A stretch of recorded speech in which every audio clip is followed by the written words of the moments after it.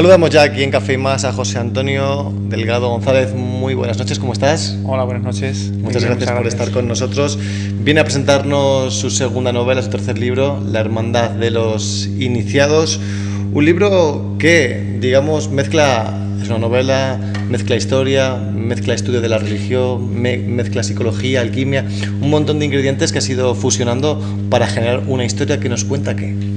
Nos cuenta la historia de unos personajes que están en un monasterio, parte son monjes, parte son mujeres, y también digamos en el evento que entra al monasterio, que es un expresidiario, que según entran en el monasterio, lo que hace es ir transformándose e ir conociendo un poco lo que son los orígenes del cristianismo, ¿verdad? Hacer un estudio de los orígenes del cristianismo y de una parte del cristianismo que es menos conocida, ¿no? Que es, por ejemplo, la alquimia, la astrología y demás, está vinculada desde un punto de vista esotérico con el cristianismo original.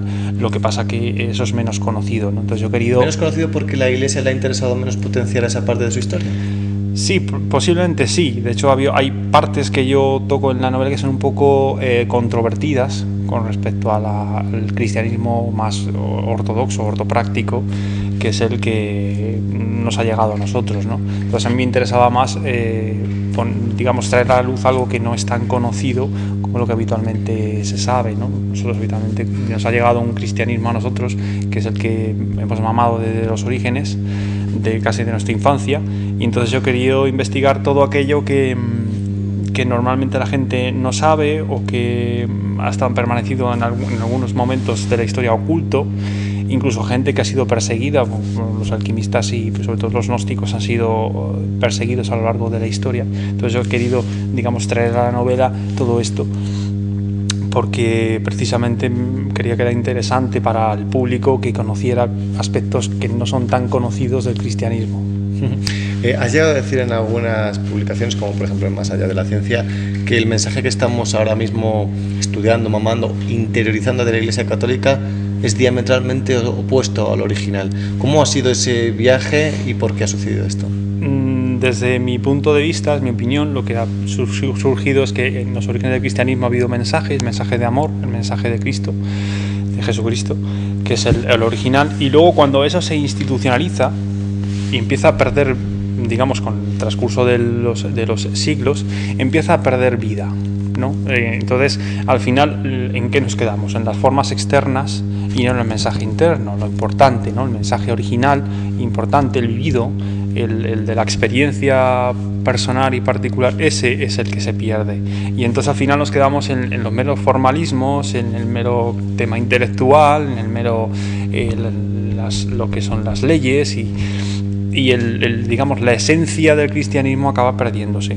Yo creo que vivimos una época de transición en estos momentos. De hecho, quizás la época de la Ilustración y posterior, donde lo que ha habido la importancia de lo que es la razón, ¿verdad?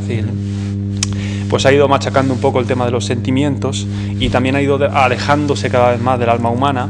Nos hemos vuelto cada vez menos intuitivos. Nos hemos vuelto cada vez menos intuitivos y nos hemos vuelto cada vez quizás menos vivos, en el sentido de que hoy en día el alma, ¿no? Está casi devaluada, incluso en la propia psicología. La psicología es el estudio de la mente y del cerebro. Ya el alma ha quedado un poco relegada, ¿no?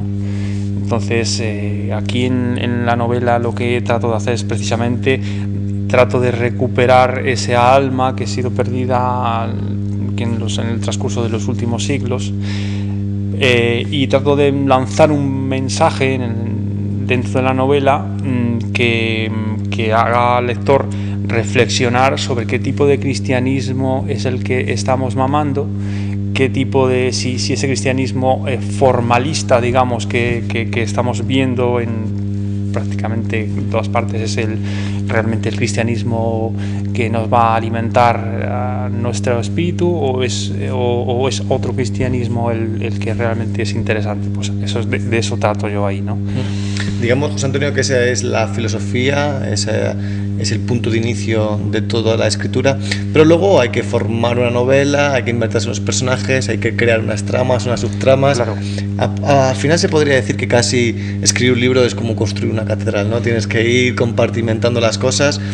Te pregunto sobre ese trabajo, cuando tú tienes, digamos, el magma de lo teórico ya decidido, ¿cómo eso luego se hace entretenido? ¿Cómo eso se construye en una historia? Ese proceso de intercambio, ¿cómo funciona?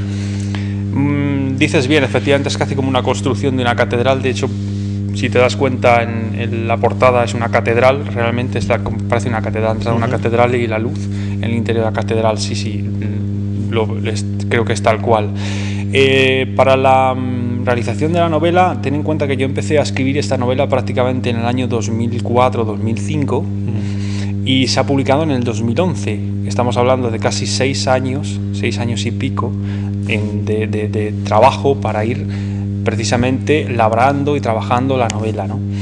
Es importante, quizás en la elaboración de esta novela, una cosa quizás diferente con respecto a quizás a otras, es el trabajo que yo he hecho. Hay un tipo de meditación que se llama imaginación activa en la psicología analítica, que es un poco un trabajo con los personajes interiores, ¿no? De cómo van brotando a la imaginación ciertos personajes y cómo puedes tener una cierta conversación con ciertos personajes interiores. Entonces ese tipo de imaginación activa yo la aplico en este caso también en las novelas, cuando quiero que un personaje y otro, por ejemplo, dialoguen. Entonces ese mismo diálogo que yo a veces mantengo con personajes internos míos, pues yo los plasmo luego en la novela, ¿no? Entonces se va viendo cómo en la novela hay, de hecho, gracias a esto puedes ver que hay por lo menos tres maneras de leer la lectura, la novela. La literal, sí, ¿no? Pues leer la novela tal cual. Una simbólica, porque como estoy introduciendo un montón de símbolos que tienen que ver con el alma humana, es una segunda lectura, y luego otra que es espiritual, ¿no? Que abarca a todas las demás. Entonces, digamos, en la realización de la novela ves que hay un trabajo de investigación muy arduo de varios años. Hay un trabajo de elaboración interior para todos esos personajes, ponerlos en funcionamiento y darles vida. Incluso vuelves a teclear, ¿no? Y vuelvo a teclear, claro, efectivamente. Conforme hablas de ellos. El proceso nunca se acaba. No se acaba nunca, ¿no? Es un proceso, vamos, y al final, quizás lo más difícil que por lo menos esta novela, lo que me ha costado, fíjate que no ha sido tanto la elaboración del contenido cuanto de ponerle el título. Es un tema interesante lo del título, porque yo había puesto a la novela 3 títulos antes del que tiene ahora, y cuando ya tenía uno definitivo que se llamaba En busca del Cristo interior, ¿no? Al principio, entonces yo dije, bueno, pues ya tengo el título final aquí. Yo guardo el manuscrito, lo dejo encima de mi mesa, y de pronto a la mañana siguiente yo entro en mi despacho, había dejado la ventana un poco abierta, y veo que el sitio donde había dejado yo en la carpeta se había abierto, y la única hoja que faltaba del manuscrito era el título, que estaba justamente en la basura. O sea, sorprendente, ¿no? Entonces yo me dije, bueno, esto quizás es una señal de que el título no es ese. Y entonces dejé ese título, directamente lo tiré a la basura. Que no te hizo, ya estaba hecho ese proceso. Estaba ya hecho ese proceso y dije, bueno, ahora vamos a repensar otro título. Y al final vi que La Hermandad de los Iniciados era el título que era el más indicado para decir la idea y transmitir la idea de la novela, ¿no? Lo más importante de la novela. Me interesa que hagamos